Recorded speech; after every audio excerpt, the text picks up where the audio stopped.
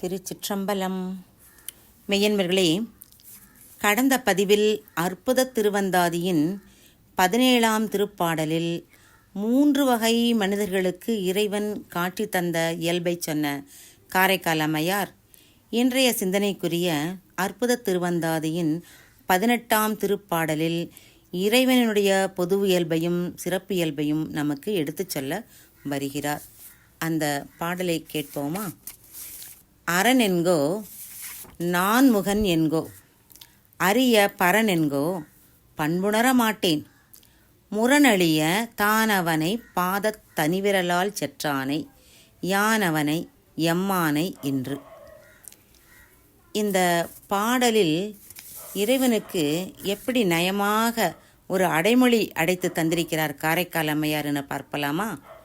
3வது அடியை பாருங்கள். முரணழிய தானவனை பாதத் தனிவிரலால் செற்றானை. இதிலே சொல்லப்படக்கூடிய அந்த தானவன் என்று சுட்டி காட்டப்படுபவர்கள் யார்னா, அவர்களெல்லாம் மாயா அசுரர்கள். தாங்கள் பெற்ற அட்டமா சித்தி யோகத்தால் எந்த உருவத்தையும் எடுக்கும் ஆற்றல் படைத்தவர்கள். இங்கு அந்த அறக்கர்கள் கூட்டத் தலைவனான ராவணனைத்தான் காரைக்கால் அம்மையார் குறிப்பிடுகிறார். முரணழிய தானவனை பாதத் தனிவிரலால் செற்றானை. முரணென்றால் அவனுடைய வலிமை, ராவணனின் வலிமை அழியுமாறு. அந்த ராவணன் என்ன பண்ணினானாம்? அந்த ராவணன் இறைவன் இருந்து அருள் பாலித்து வரும் கைலாய மலையையே அசைத்து பேர்ந்தெடுக்க முயன்றான். அவனுடைய அந்த தன்முனைப்பு அழியுமாறு தன் ஒப்பற்ற ஒரே ஒரு பெருவிரலால் அவனை மலையடியிலே அடர்த்தவர். அப்போ அவர் எவ்வளவு வரம்பில்லாத ஆற்றல் உடையவர் அல்லவா? அதைத்தான் இங்கே அம்மை நமக்கு அடைமொழி தந்து வியக்கிறார். அடுத்து பாடலிலே இறைவனை சொல்கிறார், யான் அவனை என்று.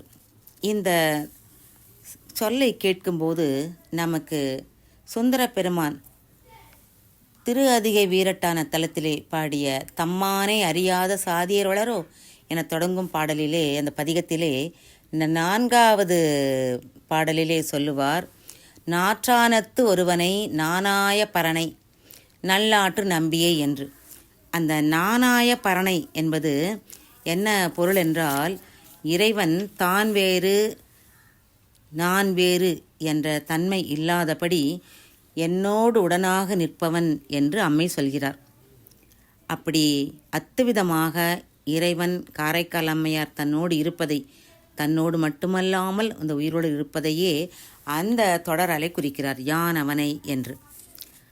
அப்படிப்பட்டவன் எம்மான் என்றால் என்னுடைய தலைவன். எனக்கு தலைவன் மட்டுமல்ல, அவனே எனக்கு ஆண்டான், எனக்கு எல்லாமாய் இருப்பவன் என்று சொல்கிறார். இப்படியான பண்புகளுடைய இறைவனை நான் எப்படி போற்றி துதிப்பது என்று வியக்கிறார். அரண் என்று சொல்லவா, நான்முகன் என்று சொல்லவா, அரிய பரன் என்று சொல்லவா என்று தன்னையே கேட்டுக்கொள்கிறார். இறைவனை எல்லா உலகங்களும் அழித்து ஒடுக்கும் தொழிலை உடைய திருமேனி கொண்ட நிலை கருதி அரண் என்ற பெயரால் கூறி போற்றுவேனோ? அங்கனம் ஒடுங்கிய உலகங்களை மீளவும் படைக்கும் எண்ணத்தோடு தாமரை மலரிலே வீற்றிருக்கும் திருவுடைமை கருதி நான்முகன் என்ற பெயரால் போற்றுவேனோ?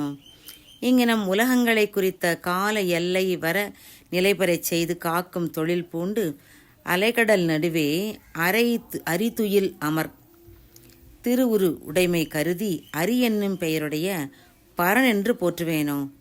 இப்படி ஒருவனாய் நில்லாது படைத்தல் காத்தல் ஒடுக்குதல் எனும் முத்தொழில்களைச் செய்யும் மூவராய் நிற்பவனை ஒரு பண்பு உடையவனாக, ஒரு இயல்பு உடையவனாக உணர்தல் எப்படி என வியக்கிறார் அம்மை. இவன் தொழில் காரணமாகவே இப்படி மூவராக காட்சிப்படுகிறானே அன்றி அவன் உண்மையியல்பு அதுவல்ல. அவன் உண்மையியல்பு என்னவாம்? நம்முடைய அருளாளர்கள் சொல்வது போல ஒரு நாமம் ஓருருவம் ஒன்றுமின்றி மெய்யறிவு இன்பமே உருவாய் இருத்தல்தான் என்று சொல்கிறார். படைத்தல் காத்தல் ஒடுக்குதல் எனும் முத்தொழில்களையும் அவரவர் தொழிற்குரிய அயன் அரி அரண் என்னும் உருவில் நின்று ஒருங்கு இயற்றவல்ல இறைமை பண்பு உடையவன் சிவபெருமானாகிய ஒருவனே. ஆதலால் பெருமானாகிய அவனை மூவர்க்கும் முதலானவன் என கூறுதலே தக்கது என காரைக்கால் அம்மையார் நம்மை உய்த்துணர வைக்கிறார்.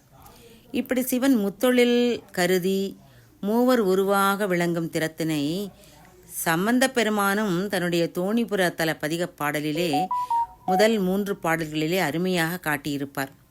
அந்த அடிகளை கேளுங்கள்.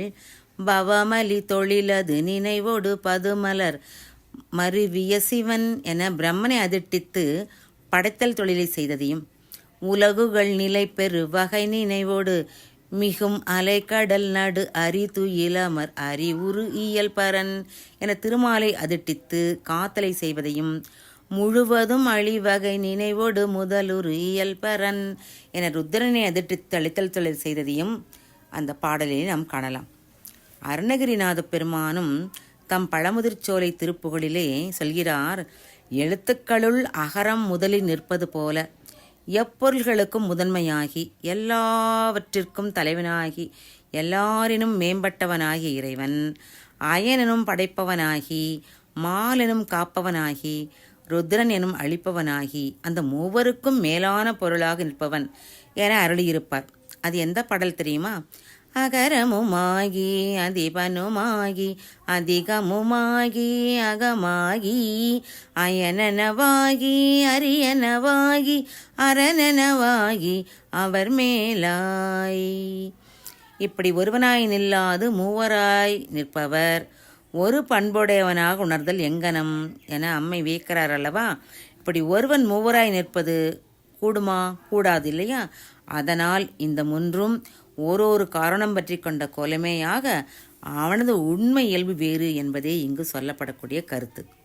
அது என்னவெனில், அருளாளர் சொன்னது போல அவனுக்கு ஒரு பேர் கிடையாது, உருவம் கிடையாது, ஒரு தொழிலும் கிடையாது.